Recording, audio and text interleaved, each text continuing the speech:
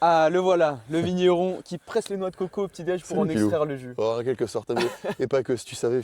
Comment tu vas? Ça va très bien et toi? Bah, ça va super. Ouais. Déjà, un grand merci de me recevoir au château Dompierre Avec chez grand toi. plaisir, avec grand plaisir. C'est hyper cool. Tu peux nous expliquer un petit peu l'histoire de Château Dompierre, de ta famille? Ouais. Tu vois, une histoire qui est très originale. Moi, j'arrive avec une chance inouïe. Si tu savais, je peux que remercier que le ciel. Et puis la personne qui m'a enfanté, qui m'a mis sur terre aussi, qui est mon cher paternel, comme j'aime bien le dire, mais qui est tout. Qui n'est pas simplement qu'un père, il est un père, un mentor, une idole. Sans lui, indéniablement, ça je le cite, hein, je ne serais rien à tout point de vue. Dans le sens où ce qu'il a construit aujourd'hui et ce que je vais te présenter, et vous présenter en l'occurrence, c'est quelque chose de lunaire et de complètement unique. On a entendu parler effectivement du grand Michel Haroldy. Il avait un passif dans la viticulture, Ouais, mon j'imagine. père, aujourd'hui on est à Pauillac et depuis 13 ans maintenant. Il faut comprendre que mon père, il n'est pas du tout natif du coin, mais il est natif de l'autre côté de la rive, en rive droite. Et il a fait ses armes auparavant au château Plein-Point à Fronsac. Mais il faut comprendre qu'avant ça, mon père, il est issu du terroir un peu pauvre de Bordeaux, qui est l'entre-deux-mers. J'ai beaucoup de plaisir à chaque fois et beaucoup d'émotions à la raconter. C'est que mon père, contrairement à nous deux par exemple, il n'a pas été mis dans ce milieu-là par passion, mais par réelle obligation. Auprès d'un père qui l'a forcé à l'époque à travailler à ses côtés en tant qu'ouvrier gratuit. À 21 ans, il s'est vu reprendre cette propriété familiale pour permettre à son humble père de repartir à la retraite de façon à peu près décente. Et c'est à ce moment-là qu'il a voulu faire des vins différents et grands. C'est pour ça qu'il s'est toujours mis à la quête, à la recherche d'un grand terroir. Et il a toujours rêvé de ce qu'il considère lui être le plus grand terroir de Bordeaux, qui est Pauillac. C'est incroyable comme histoire. Bah écoute, je te propose qu'on aille voir ce qu'il a mis en place pour ravir nos papilles actuellement. Allez, je vais te montrer ça. Go. Ah, le chai de Dompierre. Voilà, donc ici, Pilou, c'est ici qu'opère en quelque sorte la magie de Dompierre. Voilà, et la magie donc de Michel Haroldy depuis quelques années. Et maintenant, je peux dire humblement, encore une fois, avec tout le respect que j'ai éternel pour mon père, que la magie opère aussi grâce à moi et grâce à nous deux en quelque sorte. En rentrant ici, il faut comprendre que ça, c'est un lieu que mon père a créé de toutes pièces en arrivant ici en 2013. Et il l'a voulu comme sa Ferrari, c'est-à-dire le chai le plus optimal selon sa propre technique de vinif, qui lui est si unique et si particulière, quoi. Ouais, du coup, la Ferrari de Michel Haroldy. C'est un chai équipé de la façon la plus précise qui soit, bien sûr thermorégulé, avec 10 cuves bois que l'on vient sans cesse renouveler, pour avoir un boisé qui va être toujours des plus fins et délicats. Chaque cuve bois est aussi thermorégulé par un panneau. J'ai à cœur de dire que l'on fait des vins des plus naturels qui soient. Ouais. Voilà. On laisse surtout la pureté du terroir s'exprimer avec celle du millésime qui l'accompagne. Ça, c'est le plus important. Ouais, complètement. Mais c'est une belle dynamique que vous avez mis en place, notamment de par ces petites choses qui se trouvent en haut des cuves, C'est peut-être. exactement ça. Cette cheminée, en l'occurrence, dont tu parles, la cheminée en elle-même, pour que tu aies une ordre d'idée, elle représente 5% du total de la cuve. Ça, c'est la création et on va dire le brevet de mon père, en quelque sorte, qui consiste à remplir notre cuve chez nous de raisin à 100%, après un tri drastique, donc pour récolter une matière première qui soit irréprochable. C'est simplement dans l'intérêt d'immerger ce chapeau de mare dès le départ, en le bloquant finalement naturellement contre le plafond de la cuve et en laissant les jus qui vont être en dessous remonter à travers ce chapeau par l'effet naturel des fermentations jusque dans la cheminée qui elle va être au-dessus. Et ce non pas pendant toute la durée des fermentations mais même pendant toute la durée des macérations que l'on va d'ailleurs pousser beaucoup plus longtemps que ce qui se fait normalement à Bordeaux, qui peut durer généralement près de 2 mois, 7 à 8 semaines dans tous les cas, pour gagner un maximum de tanins, mais fin.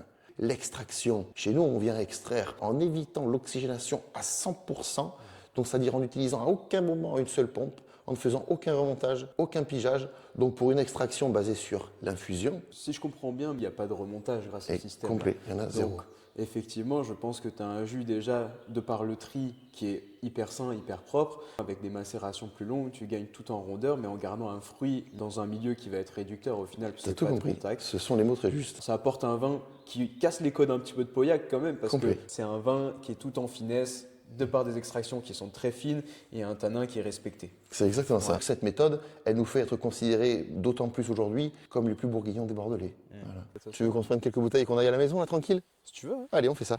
Les carafes là-bas, c'est Ouais. magnifique. Puis tu vois, chez nous, là, on a à cœur de recevoir nos clients, nos amis, et beaucoup d'émotions aussi. Et ma mère, qui est connue aussi comme étant une assez grande cuisinière, nous fait passer de moments plutôt magiques. Vous êtes quand Ouais. même dans le registre des bons vivants, j'imagine, donc Très. ça se fait plaisir. Ouais.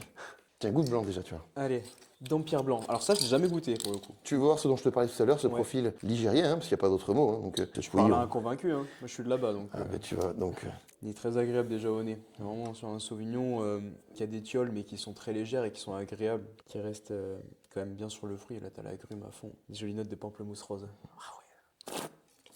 cette finesse et ce côté un peu moins tendu que ce qu'on pourrait imaginer. Ça, on l'a aussi d'un point de vue technique, parce que c'est un blanc qui n'est pas exclusivement un blanc de pressurage. Il y a 2 tiers de la récolte donc, qui sont pressés de façon assez classique dans un pressoir pneumatique. Et il faut comprendre que le tiers restant de la récolte, lui, il va rester pendant une 12aine d'heures dans ce pressoir. Donc ça, c'est ce qu'on appelle une macération pelliculaire. C'est ce jus-là qui, pour le coup, aura un côté un peu plus gras et un peu plus salin surtout. Ouais. Voilà, donc c'est comme ça qu'on vient choper cette finesse. Ok. En appellation Bordeaux blanc là-dessus du coup? Et non, on ne l'est plus. Parce que on fait quelque chose qui est littéralement diamétralement opposé à ce qui pourrait se faire sur l'appellation. C'est très bon, hein. Franchement, une grosse buvabilité là-dessus. Tu vois. T'as envie d'y revenir, quoi. C'est fou. Et là, tu vois que les charmes, c'est le vin chez nous, tu vois, qui est le plus accessible, parce que le terroir le plus accessible à tout point de vue, et qui met en avant les 2 caractéristiques, le fruit et cette finesse de tanin qui pourrait apporter cette sensation de sucrosité. Chose qui est très déroutante sur le papier quand on connaît la genèse de ce vin, doté déjà de plus de 70% de Cabernet Sauvignon. Les charmes, c'est quoi? C'est 23, c'est ça? 23, oui. Ah ouais, là, t'as conservé un fruit hyper frais. C'est l'archétype de tout ce qu'on nous reconnaît, mais avec la plus grande facilité et accessibilité qui soit. C'est marrant parce que je trouve que le Merlot a une part quand même qui est aromatiquement, la fraise bien fraîche, un peu écrasée. Je comprends très très bien. Je suis complètement d'accord et tu verras que c'est ce qui en ressort pour autant sur chacune de nos cuvées, accompagné de, tu remarqueras, de cette fraîcheur toujours dans les vins. Donc là, tu Pilou, on va passer au second parcellaire, la Croix d'Ampierre. On redescend un peu dans le cœur du Médoc, mais on reste sur la partie nord pour autant, parce que ce sont des hauts Médocs du village de Saint-Serin de Cadourne, qui est le village qui touche, qui jouxte Saint-Estèphe au nord. Donc là, on va avoir plus de Cabernet en ce qui concerne notre parcelle, 90% déjà. Ce terroir qui est catégorisé par une certaine puissance. Pour autant, chez nous, c'est pas du tout cette puissance qui catégorise nos vins, justement parce qu'on vient de travailler dès le départ sur la finesse et la délicatesse. La Croix 2020, qui ça, tu vois, tel que je te l'expliquais, de par le fait que ce soit l'expression même de la créativité et de l'originalité qui est la nôtre, parce que un parcellaire de notre parcellaire, ça fait un peu perché de dire ça, mais c'est exactement le cas. Puis je pense qu'on est un peu perché quand même. Ouais, il faut l'être un peu. Il faut, hein. Moi, je trouve ça intéressant, hein, mais il faut de l'être. Mais c'est intéressant de l'être. Ah ouais. Sans l'être trop, mais en tout cas, pour ce millésime-là et pour cette cuvée en question, ça méritait. C'est un vin qui a de la constance. Sur l'entrée de bouche, tu gardes la rondeur, tu as le fruit, le milieu de bouche qui continue dessus, et la finale qui est juste sublimée avec une finesse de tanin. Chapeau, joli travail.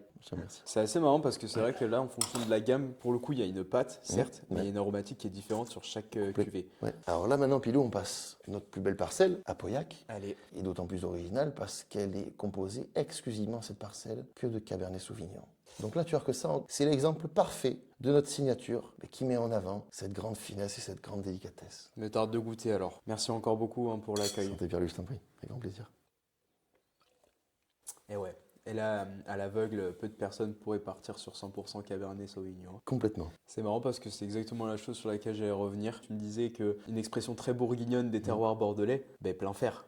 Là on tape dedans, clairement. Pour moi, qui part plutôt du point de vue sommellerie, où il y a un champ des possibles, exactement. C'est assez fou. Et alors là, maintenant, tu vas voir, on va finir pour le coup avec quelque chose de stratosphérique, si tu veux. Je dis ça surtout pour le millésime. Et mon père, je te dis qu'il a aujourd'hui 67 ans, il considère ce millésime 2022 comme être le plus grand qu'il ait pu voir ou faire de toute sa vie. À chaque fois, je vais même dire que je le fais goûter, j'ai beaucoup d'émotions parce que c'est certainement le plus grand vin qu'il ait pu faire de toute sa vie. Okay. Mais au-delà de ça, ce vin-là, c'est surtout la réalisation de tous ses rêves et la concrétisation de tout le travail et de toute l'abnégation d'un homme dont je viens de te parler et qui a eu un rêve tout au long de sa vie, c'était d'en arriver là. Donc ça, ce vin-là, c'est toute son histoire. Magnifique.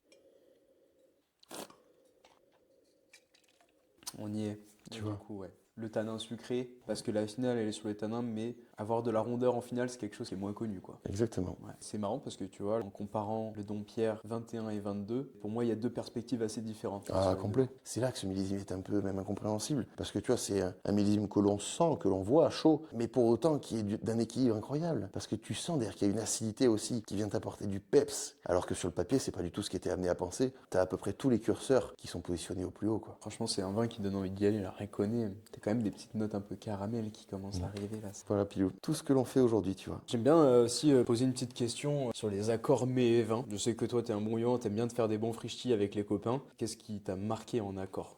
Peut-être un millésime avec quelque chose que t'as mangé que tu t'es dit, Waouh, là c'est la quintessence. Malheureusement, je vais peut-être te décevoir parce que vis-à-vis de ta question, moi j'estime qu'elle est beaucoup trop subjective. Le vin, dès lors qu'il est partagé et dès lors qu'il a cette qualité qui est le plaisir immédiat, il se peut être accordé avec ce que tu as envie, comme ce que moi je peux en avoir envie, mais qui peuvent être des choses complètement différentes. Tu vas pas forcer un vegan à manger de la viande. Pour autant, c'est des vins qui s'accorderaient forcément très bien avec une bonne côte de bœuf ou une côte de veau. Moi qui suis fan des plus grands abats, mais qu'est-ce que je boirais n'importe lequel de ces vins, rouge comme blanc, mais pas que de chez moi d'ailleurs aussi, avec un riz de veau ou un riz d'agneau. Tu vois, donc encore une fois, les accords B20, c'est tellement beau, tellement large, mais tellement subjectif que j'estime ne pas avoir la légitimité et la volonté de prendre part sur ce sujet-là en tout cas. Là tu m'as gâté. Avec grand plaisir. C'était un plaisir de découvrir, puis de redécouvrir certains des vins Ouais, et de bien sûr, surtout ouais. découvrir ta propriété, Ouais. votre histoire familiale et tout ce que vous entreprenez. Je vais aller Allez, couper le rec, hein, magnifique. je pense que, voilà, on a tout ce qu'il faut, même amplement. Yo l'équipe, je pense que Pauillac c'était vin de rouillable et que désormais c'est vin de rouillé. Par contre, il est un peu miteux ce panneau. Hein. Bon, allez, c'est pas grave.